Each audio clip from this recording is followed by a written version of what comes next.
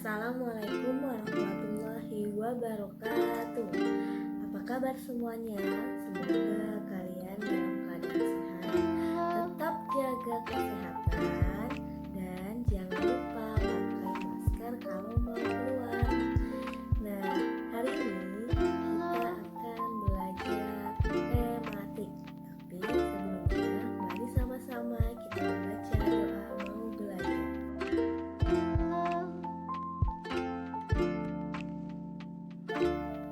Hari ini kita akan belajar tentang pemantulan bunyi. Nah, kemarin kalian sudah membaca teks tentang permainan engklek. Dari teks permainan engklek, kalian sudah mempunyai gambaran bahwa permainan engklek itu seperti apa. Nah, apalagi permainan engklek ini kan sering dimainkan oleh anak perempuan. Nah, dari teks yang udah kalian baca, kalian juga bisa menggambarkan atau sudah banyak tahu permainan-permainan tradisional itu apa aja, seperti patok lele, enggrang, kelereng, dan lain-lain. Nah, Indonesia sangat kaya akan permainan tradisional. Salah satunya adalah permainan engklek. Nah, permainan tradisional ini rata-rata dimainkan di luar ruangan. Mengapa? Karena di luar ruangan itu ketika kita bersuara atau menimbulkan suara-suara itu tidak akan terlalu berisik dibandingkan jika kita bermain atau bersuara di dalam suatu ruangan. Nah, apabila kita main atau bersuara di suatu ruangan, maka itu akan terlalu berisik bagi kita. Nah, kenapa? Itu bisa jadi salah satu sifat dari bunyi. Nah, apa sifat dari bunyi? Nah, ada 3. Yang pertama adalah bunyi dapat dipantulkan, bunyi dapat diserap, dan satu lagi adalah bunyi dapat merambat. Nah, kalau kita bersuara di dalam suatu ruangan, maka suara kita akan lebih jelas terdengar dibandingkan dengan kita bersuara di luar ruangan. Kenapa?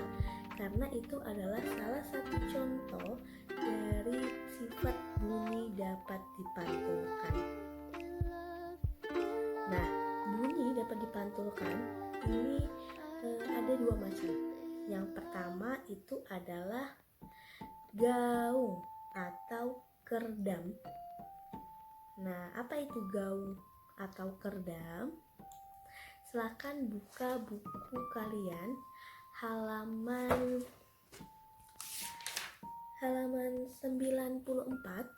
Di situ ada judul melakukan percobaan pemantulan bunyi.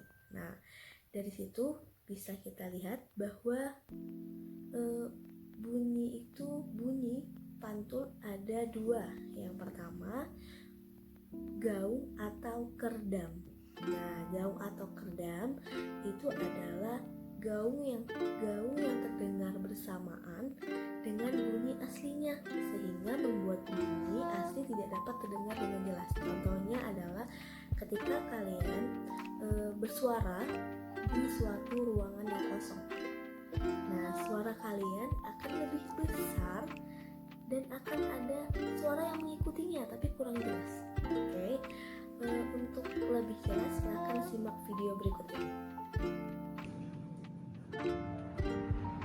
Wah, sumurnya kering. Wah, sumurnya kering. Wah, sumurnya kering.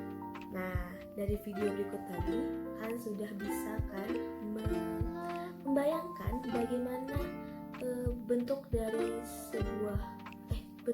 contoh dari gaung atau kerdam tadi. Nah, lalu yang kedua itu adalah gema.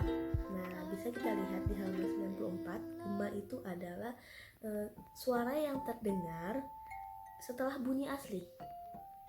ini terjadi jika sumber bunyi dan bidang pemantul sangat jauh.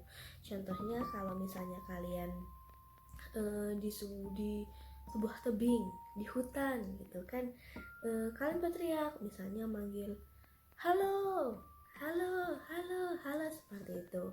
Nah, untuk lebih jelasnya silahkan simak video berikut ini.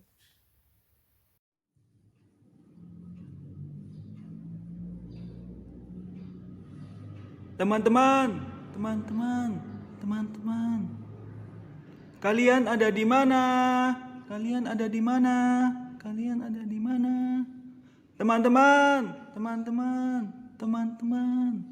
kalian ada di mana? Kalian ada di mana? Kalian ada di mana? Sekarang kalian sudah bisa membedakan bagaimana bunyi gaung dan bagaimana bunyi gema, ya kan? Nah, ini tidak jauh-jauh dari kehidupan kita. Jadi kita pernah sering mendengar, kita sering mempraktekkan seperti itu ya nak ya. Nah, Ibu harap dalam penjelasan Ibu ini kalian paham.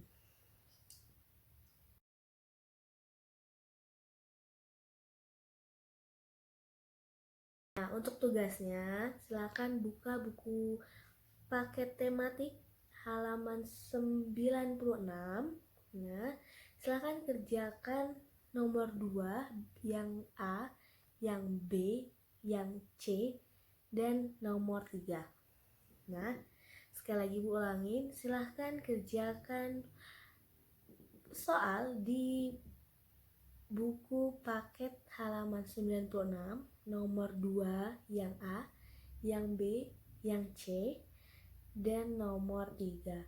Silahkan tulis soal dan jawaban di buku latihan tematik. Ingat, tulis soal dan jawaban di buku tematik. Nanti setelah masuk sekolah akan Ibu periksa. Ingat ya, tulis soal dan jawaban di buku tematik. Nah, sekian pembelajaran kita hari ini.